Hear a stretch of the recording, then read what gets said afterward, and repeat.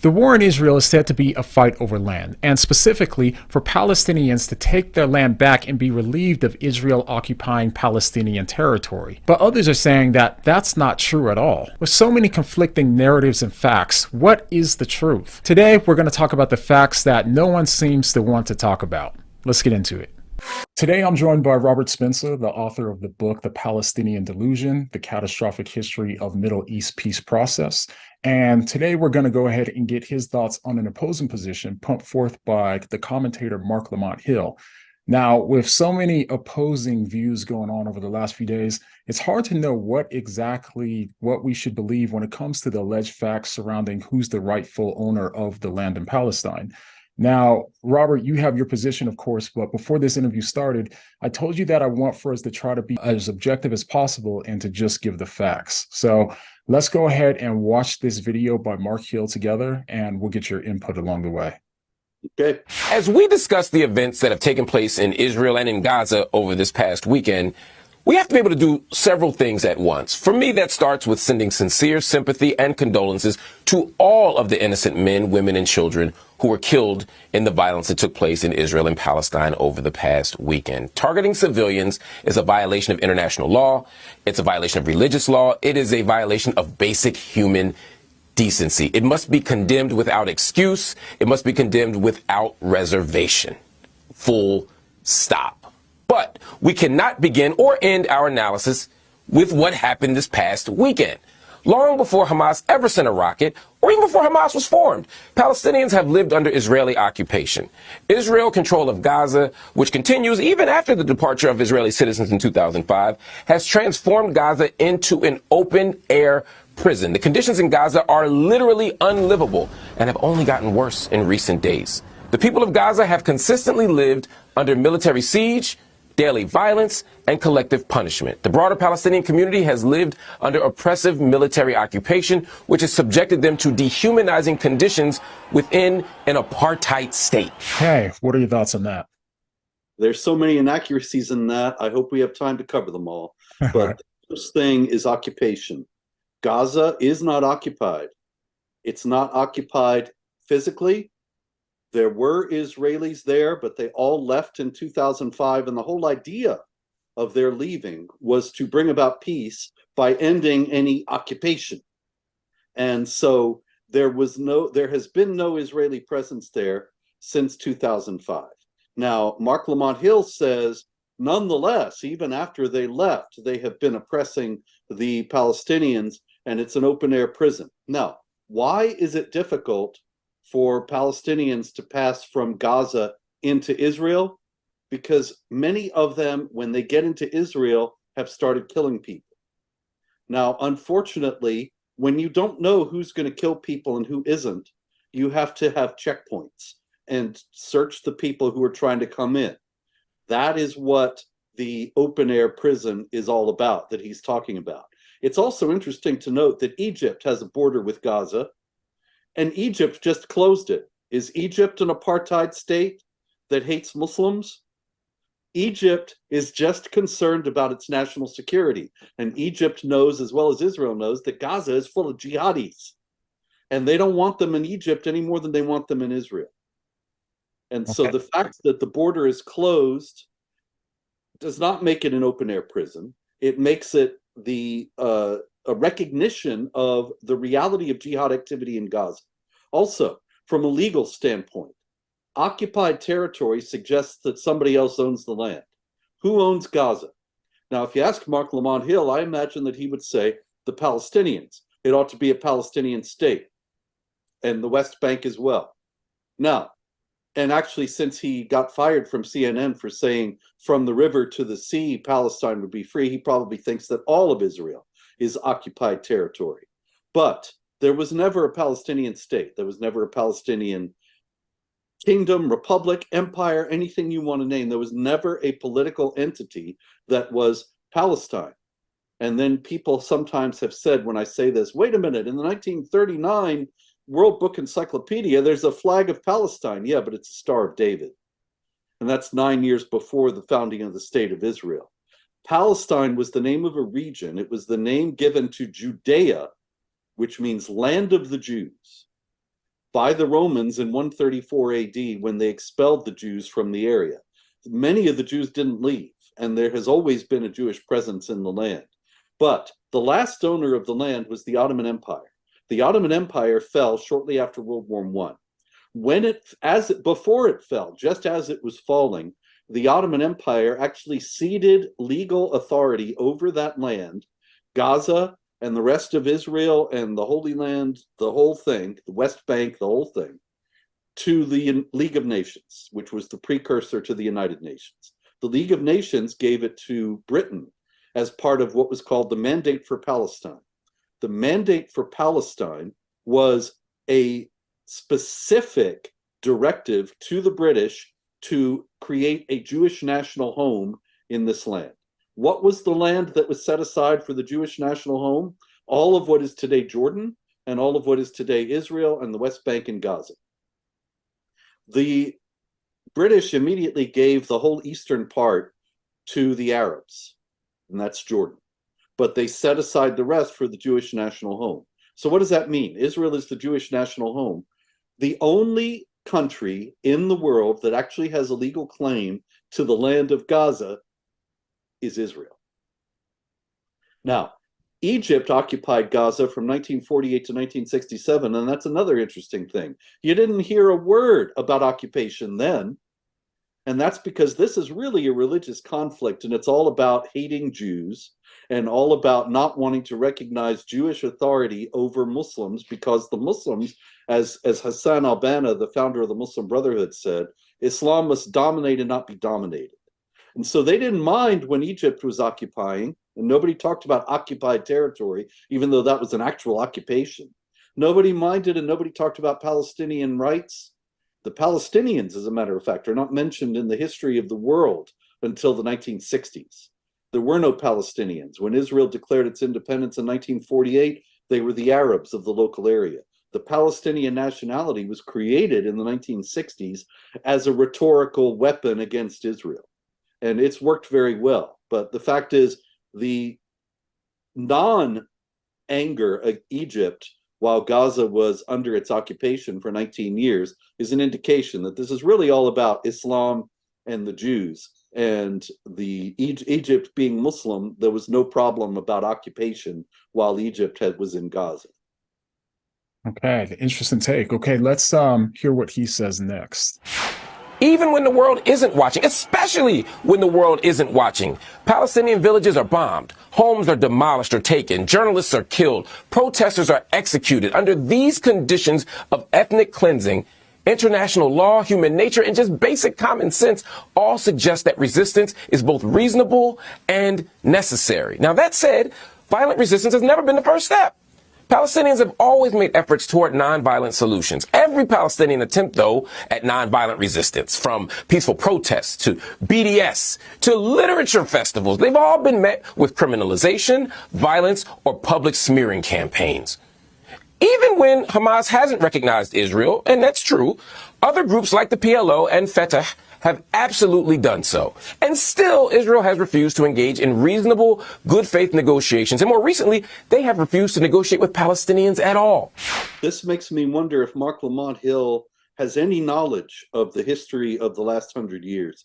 This is really an appalling level of twisting of the historical facts. In 1947, the United Nations offered to partition what was left of the Mandate for Palestine, which was supposed to be for the Jewish national home, and create a Jewish state and an Arab state, yet another Arab state. There were already 22 Arab countries, but that was not good enough. They had to have 23.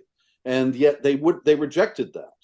The Jews said, yeah, sure, we'll take that. And they took the little bit, the sliver of the original mandate that was left, and they made Israel there.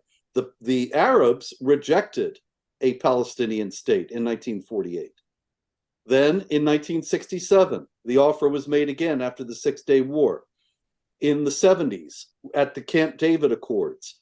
In the 90s, at the Oslo Accords. In the 2000s, there was an offer made by the Prime Minister of Israel for everything that the Palestinians were demanding. It was like 99% of the territorial demands they were making, plus extra for the 1%. They were the prime minister offered them compensation in other areas for the 1% that he didn't want to give. They rejected that. The idea that the Palestinians have wanted to make peace and the Israelis have rejected it is completely ahistorical. It's just the other way around. And when it comes to nonviolent initiatives, the idea that the Israelis have crushed nonviolent initiatives and are oppressing the Palestinians is likewise completely false. The fact is that when he brushes by it real quick, he says, Hamas, yes, has not recognized Israel, but Fatah has, and the others have. Fatah has never recognized Israel as a Jewish state. It's recognized the existence of the state of Israel, but left open the possibility of it being overwhelmed by Arab Muslims who would transform it into an Islamic state. Has never recognized the right of a Jewish state to exist on that land. And Hamas just wants to destroy it utterly. Fatah does too, really, if you read between the lines. So the idea of Israel being able to live with that, it seems to me to be ridiculous. It's made the completely reasonable request that if we're going to make a framework for peace that's supposed to be a two-state solution in which we coexist peacefully with one another, then you have to recognize that we have a right to exist and be here. Otherwise, it's just a hollow assurance, and ultimately you're going to use the new state the way Gaza has been used as a new jihad base to launch attacks against Israel. And that's the other thing he says, that Gaza keeps getting bombed and buildings blown up and so on. This is not some gratuitous action that happens out of the blue while the Gazans are picking daisies and singing folk songs, and then suddenly the Israelis bomb the place. This is a reaction to the fact that Gaza keeps sending rockets aimed at Israeli civilians, and keeps and the rhetoric, the hair-raising genocidal rhetoric that has been recognized in Palestinian textbooks again and again and again. Children of the youngest ages are taught to hate Jews, to want to kill Jews, to think that it's a noble thing to go on jihad and kill Jews. And then it erupts into violence. The Israelis retaliate. Marc Lamont Hill is pretending as if these retaliations are gratuitous, out of the blue, and are in response to nothing. Anybody who's been following what really happens there knows that's not true.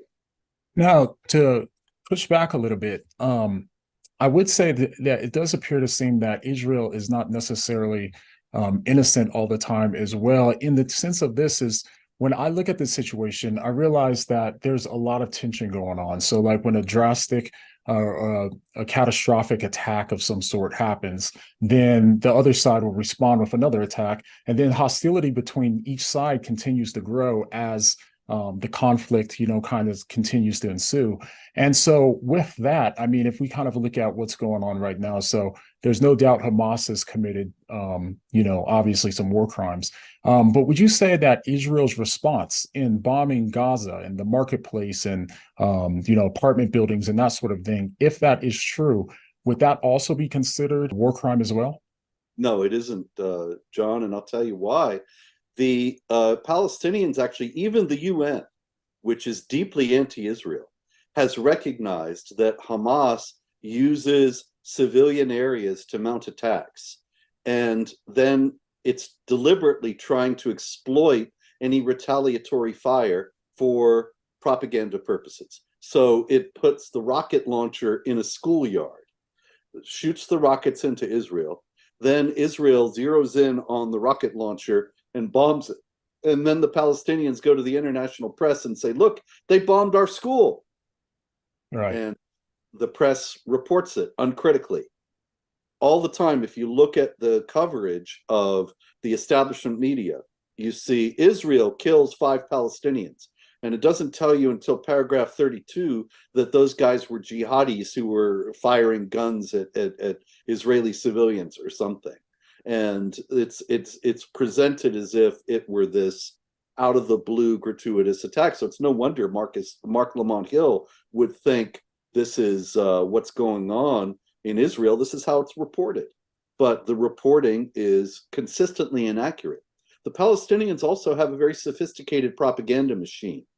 And I've been tracking this for many years. You can find a lot of exploration of this in my book, The Palestinian Delusion. But what you find is, for example, there will be a picture of a little girl, pretty cute little girl, and some Palestinian journalist will put it up on Twitter and say, this is so-and-so who is 2 years old and was killed in an Israeli bombing last Thursday. And then all the comments are expressions of sympathy and outrage toward the Israelis. And then you find out a week later that the same picture was used in Iraq in 2018, and it's an Iraqi girl who has nothing to do with Israel or the Palestinians. And her picture was taken and misrepresented deliberately by these Palestinian journalists in order to smear Israel. There was an American girl, as a matter of fact, who was used that way a few years ago, and the mom finds pictures of her on Twitter saying she's been killed, and she was actually alive and well in Minnesota or someplace, and had no idea, but they'd gone into Facebook and found her picture at random and started using it in propaganda. Yeah, gotcha. Now, what would you say to those who consider it to be somewhat of a war crime for Israel to shut off all electricity, food, and water to Gaza? Now, granted that I would say that Israel, obviously, if they're the ones giving it to them, then they have the right to take it away in that sense. But I can't help but feel sorry for all of the Palestinians that may not be on board with what Hamas is doing in the Gaza region. So what would you say when it comes to those? Because I'm worried that there's going to be a lot more people, a lot more casualties as this continues to go. And I believe that obviously it's Hamas's fault to some extent for bringing all these people into Gaza in the first place and then holding them as hostage as well, and hiding their military behind civilians. But what can we do, or what are your kind of thoughts on that situation when it comes to how we could resolve this? Is there any way to do it in another way, perhaps? Yeah, sure. In the first place, we're not talking about a people that is innocent and oppressed by its government. I mean, obviously there's some, Right. but 75% of the people in Gaza voted for Hamas. Right. And just recently, there was a poll that showed that 75% of the Gazans still support Hamas. It was before all this started, but nonetheless, it's pretty clear that they love most of the people there. Obviously not all, but most of the people there love what's happening. Now, should the electricity and water be cut off? I think the first thing to ask about that is, did you know, and I ask the people watching this, how many of you knew that Israel was supplying free electricity and water to Gaza while Gaza is scheming to kill Israelis? How many people would say that a country that is supplying essential needs to another group that is a mortal enemy and wants it dead, that country's the oppressor? Obviously, the Israelis have been more than generous in this, and they only started to withhold some of this when the Palestinians refused to end their pay-for-slave program. The Palestinian Authority pays money to the terrorists who are in prison and to the families of terrorists who are killed. These are people who are murderers, who killed Israeli civilians, and the Palestinian Authority pays money to them or to their families. And so Israel started withholding from tax money that it actually was giving to the Palestinians, withholding the amount they were paying to the terrorists. But the free electricity and water just kept flowing. And so now they're saying that they're going to cut it off, and everybody's all upset. And I think, how many of you knew it was even happening? And what about all this Arab solidarity with all the Arab Muslim countries supporting the Palestinians? Well, let them come in let the Egyptians open that southern border and come in with electricity and water. But why should Israel be supplying it when the Gazans are almost wholly dedicated to the mass murder of Israelis? Okay, and yeah, and we're getting kind of short on time here, so let's go ahead and watch the last clip, and then we'll come back to talk about that clip as well. So as we examine the recent wave of violence, we must understand that this is the context that created the awful violence that we've just seen. we must also use this context and allow it to inform our next steps. To achieve a lasting peace, we cannot give a blank check to Israelis' right-wing governments. We cannot give them license to wipe out and destroy Palestinians without a moment's notice. We cannot allow or sanction the elimination of electricity and fuel and food to the Gaza Strip, which is a violation of international law as a form of collective punishment. We cannot continue to trap Gazans in an open-air prison. We cannot undermine the conditions for fair and free elections so that Fatah and Hamas can no longer rule without a democratic mandate. We all want peace, but justice is the necessary precondition for peace, and that will only come by ending the Israeli occupation, by dismantling the apartheid state, and by creating the conditions for freedom, safety, dignity, and determination for every Muslim, every Christian, every Jew, every Israeli, every Palestinian, every single person in the region. That apartheid state business, John, is just a vicious slander. It's very common on the left for people to say that, but apartheid comes from South Africa. In South Africa, there was racial discrimination by the white minority against the black majority, and it was a system in which there were separate institutions, and the white ones were nice and the black ones were shoddy, and it was a systematized oppression, and that was apartheid. There is no apartheid in Israel. There are Israeli Arabs who are Muslims at every level of Israeli society. They have full equality of rights. The president of Bank Leumi, the largest bank in Israel, is an Arab. There are Arabs who are serving in the Knesset, the parliament of Israel. There were no black South Africans in the apartheid parliament. And the idea of Israeli apartheid just comes from what I was discussing before about the checkpoints and the searches for Palestinian Arabs wanting to come into Israel, which is just a matter of national security. The black South Africans who were suffering under real apartheid were not saying, we're going to blow up the white South Africans, we're going to kill them all, we're going to take over the place. Certainly, actually, there were some revolutionaries, but for the most part, you're talking about peaceful, innocent people. And in Israel, you do not have that. In Israel, you have these people who have been, you look at the Middle East Media Research Institute or Palestinian Media Watch, and you see again and again in the Palestinian media, there's incitement to hatred, to violence, and to genocide. And that is the reason why there is any suffering in the Palestinian areas. If they would, as the old adage goes, if the Palestinians laid down their arms, there would be peace. If the Israelis laid down their arms, there would be genocide. All right. And last question before you go. Thank you for joining us. And where can people find more of your work and also this book that you've written on this subject? Yeah, I'm at jihadwatch.org, and we're covering the jihad against Israel and the jihad against everybody else. Been there 20 years. It's at jihadwatch.org.